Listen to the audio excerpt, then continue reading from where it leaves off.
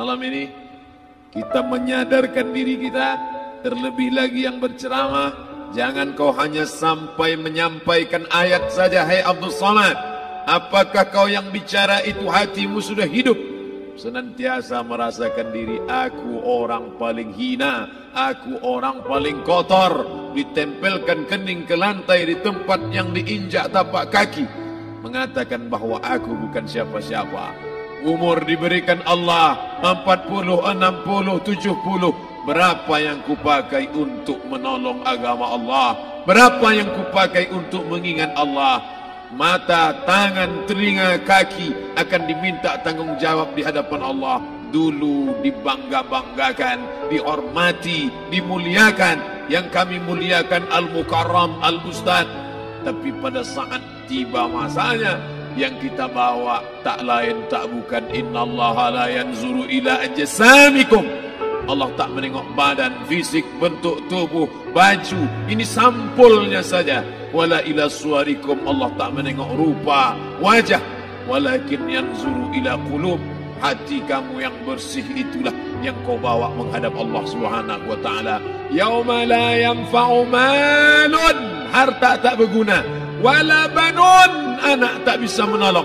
Harta tak berguna, anak tak mampu menolong. Illa man atallah, kecuali orang yang datang menghadap Allah biqalbin salim, dengan hati yang bersih, hati yang tulus, hati yang memercikkan cahaya iman, hati yang bersih dari hasad, busuk hati, sum'ah, riya, takabbur. Itulah yang menolong di hadapan Allah Subhanahu wa taala. Apa kata Imam Ali radhiyallahu an? An-nasu niyam. Semua manusia waktu hidup itu tidur. Bapak tidur, ibu tidur, saya tidur. Semua orang waktu hidup itu tidur. Falamma matu, ketika dia mati, disitulah dia baru terjaga dari tidur panjang. Saat Israel mencabut nyawa, ditarikkan adalah satu centapan yang kuat. Disitulah kita baru terjaga dari tidur panjang.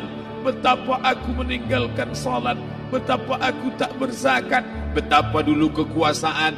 Aku lulus umur 30, pensiun 58, 28 tahun, apapun tak pernah kubuat untuk agama. Sibuk membesarkan anak, sibuk mengurus warisan. Anak pun tak ingat dengan kita, karena kita lupa menanamkan pendidikan agama di dalam otak kepalanya. Harta yang banyak tak sempat menolong agama Allah. Anak tunggal semata wayang tak sempat dididik agama. Istri meninggalkan dalam keadaan stres susah hatinya, karena dia tak diajarkan sabar menerima ridha ketetapan takdir Allah. Dan paling celaka, tak pernah anggota tubuh ini dipakai untuk berzikir, muhasabah, mengingat Allah. Tak pernah mata dipakai menengok Quran, kitab suci Allah. Tak pernah dipakai hati merenung sejenak, apa yang akan kubawa mati menghadap Allah Subhanahu wa taala. Abdul Samad dari dalam tanah naik ke atas tanah, ceramah, masuk balik ke dalam tanah. Yang kau bawa apa? Baju koko tinggal, peci tinggal, pakaian kehormatan tinggal. Yang kau bawa kain tidak berjahit, disobek, kerak. Itu yang akan menyampul kulitmu, yang selama ini kau dimandikan, dibersihkan oleh ibumu dulu 60 tahun yang lalu. Sampai masanya kau lupa kapan kau dimandikan dulu. Sekarang ruh melihat, disebut dia ruh karena dia raha ya ruhu ruh, seperti aroma semerbak yang datang pergi hinggap. Ruh sampai masanya dia datang masuk ke dalam jasad. Ruh sampai masanya dia pergi meninggalkan jasad. Malam ini dimuliakan Al-Mukarram Haji Abdul Samad LCMA. Kenapa Abdul Samad ini dimuliakan? Karena ruh hinggap sejenak sebentar, sampai masanya besok pagi dia ruh keluar dari dalam tubuh ini. Anak yang katanya ayahku sayang, istri katanya kaulah abang, sampai masanya mereka tak lagi mau mendekat. Rumah itu saya yang buat, saya yang mengukurnya. Tapi begitu ruh sudah keluar dari badan, tidak satu pun semeter, sesenti, sejengkal, sehasta ada tempat di rumah itu untuk jenazah bernama jenazah Abdul Somad. Mana kawan, sahabat, andai tolan, anak menantu, teman sekantor, semuanya pergi meninggalkan. Yang tetap dibawa, kalau pernah kaki melangkah salat berjamaah di masjid, kalau pernah tangan mengusap kepala anak yatim, kalau pernah tangan mengucap subhanallah. Nanti di akhir tausiah kita akan berzikir, munajat, muhasabah diri, berdoa, mengenang apa yang akan kita bawa menghadap Allah Subhanahu wa taala. Datang malaikat membawa kain kafan dari cahaya, akan menyambut ruh yang mulia. Hadis riwayat Ahmad bin Ambal dalam kitab Al-Musnad, turun malaikat berlomba-lomba membawa kain putih dari cahaya, menunggu ruh akan keluar.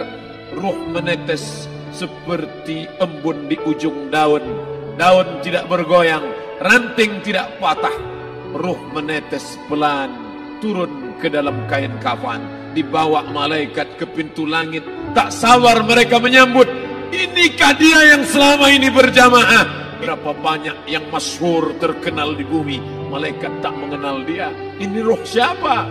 Tapi ini bukan LCMA, dia bukan ustaz, dia bukan ulama, tapi imannya dalam, kekuasaan dipakai menolong agama Allah.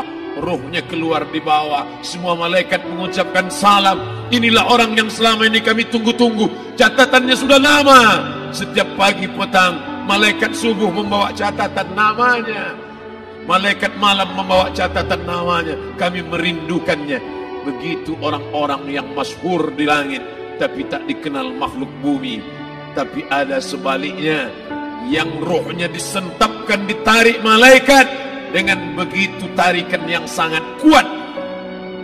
Nabi bertanya saat Isra Mi'raj kepada mereka yang sudah mati ribuan tahun yang lalu, apa yang kalian rasakan?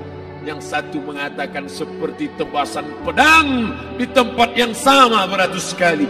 Yang satu mengatakan seperti kambing yang dikuliti hidup-hidup. Yang satu mengatakan seperti mata kail pancing ditarik dari kulit yang basah.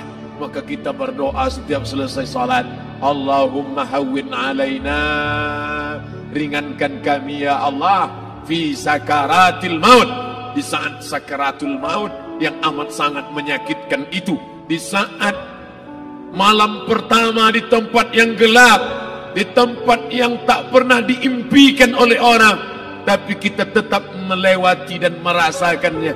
Perlahan-lahan cacing tanah, ular-ulat kalajengking akan menggerogoti kulit yang selama ini dimandikan, selama ini dipakaikan sampo yang mahal, selama ini dioleskan pelembab yang lembut.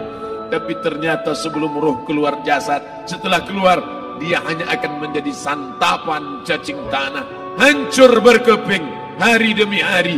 Yang pertama kali membusuk adalah mata, karena dia berisi cairan. Cairan ini mengering, busuk dan berlubang. Lalu kemudian usus sebulan di dalam tanah, mulai dia menggelembung masuk angin dan dia meletus pecah.